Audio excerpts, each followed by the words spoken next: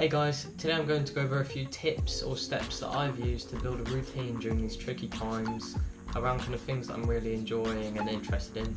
I know that routines and schedules have been broken down, but we can still find a way around that to make something positive and, help some people during these hard times. Let's get into it. So basically, I aim to use this time to chase interests and build habits that I've always kind of wanted to develop. This caused me to explore new things and often leave my comfort zone, which is actually something I've kind of looked for.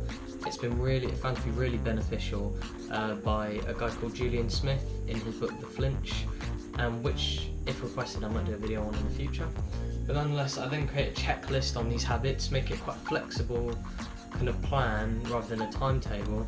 But I do find with some habits I'm trying to pick up, for me it's breath working or meditating, it might need a certain time set aside for it because it can be hard to get around to. But no matter what, this checklist can be really good for reflecting and can be very gratifying if you successfully do it.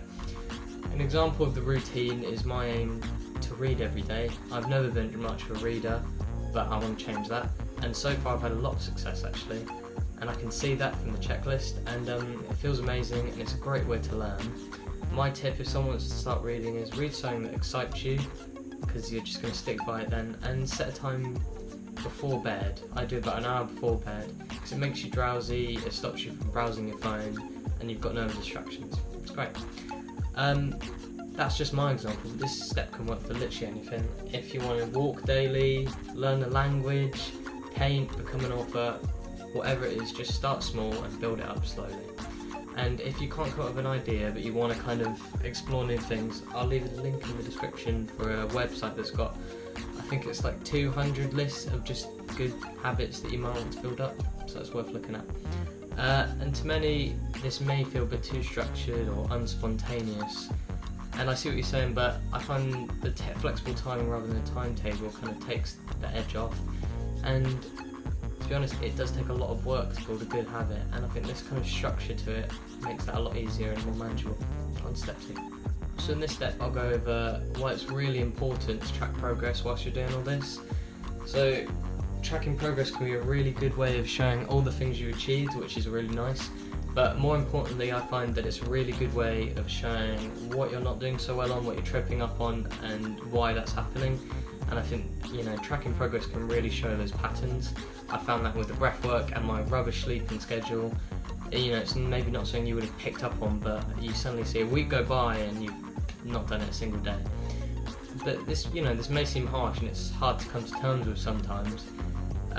But just be honest with yourself. You don't have to share this with anyone. I mean, it's all about your self-improvement. So you do what you need. So methods of tracking progression could be a wall chart or like a calendar. These are great because you can stick them up right where you're going to do the activity. So if you're going to take cold showers every day, you stick them next to the shower and you won't forget. This is really simple, you just mark it off, and it's really good for seeing perspective because you just see the blocks that you haven't done. That's great. I personally journal my progress. I've never wanted to journal, but this works really well for me. It's similar to a bullet journal, so it's really efficient. You don't have to mess around with it. It takes me minutes in the day. I'll basically got the habits on the top, and then I've got the days on the side, and I'll mark it off when I've done them. And then in a day, I'll total off how many I did. And then I tend to do a weekly review and a monthly review, so I can see my progress, and then also talk about what I'm going to do about it, which is really great. I got this idea from Nathaniel Drew in his video, which I'll link in the description, but I'd also be up for going into it more in depth on my methods, if interested. Another method could be testing your progress, and this would depend on the activity or habit that you're doing. If you're trying to increase your squat, you would literally just see how much your weight could go. Maybe you rest a few days before a test day, like monthly, and you literally just go as hard as you can and just track that progress. Another way maybe, so if you're doing something art or more creative, you get someone to review it, give you a rating.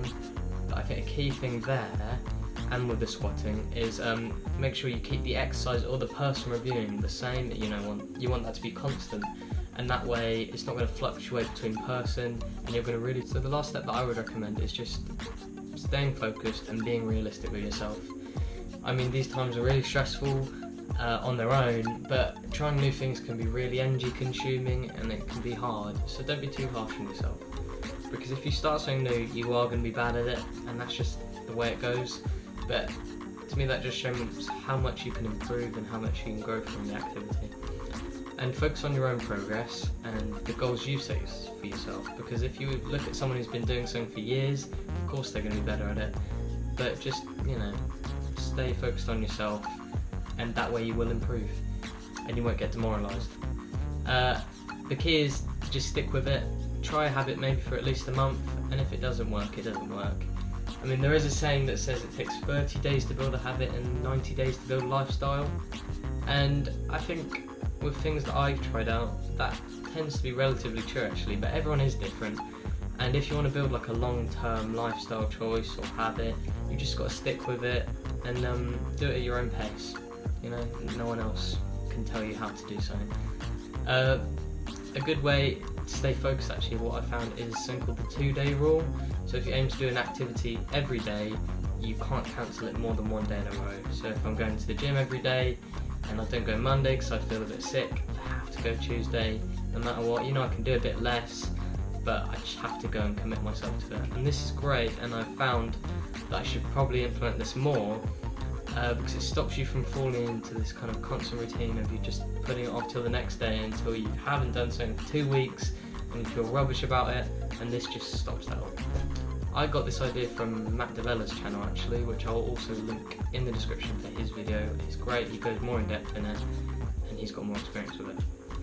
But the key to all of this, guys, is just staying positive, and these are all just recommendations from my experiences and other people's experiences, but everyone is at a different point in their life, and just set goals for yourself.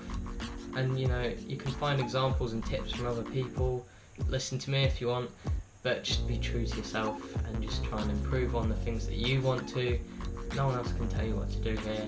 So that's all the steps I have used to build a routine around certain things that I'm interested in or I want to explore, and I really hope that these steps can help you, kind of relieve the stress and anxiety of these times, and something positive can come from it. Thank you so much for watching this video, and I'll see you next week.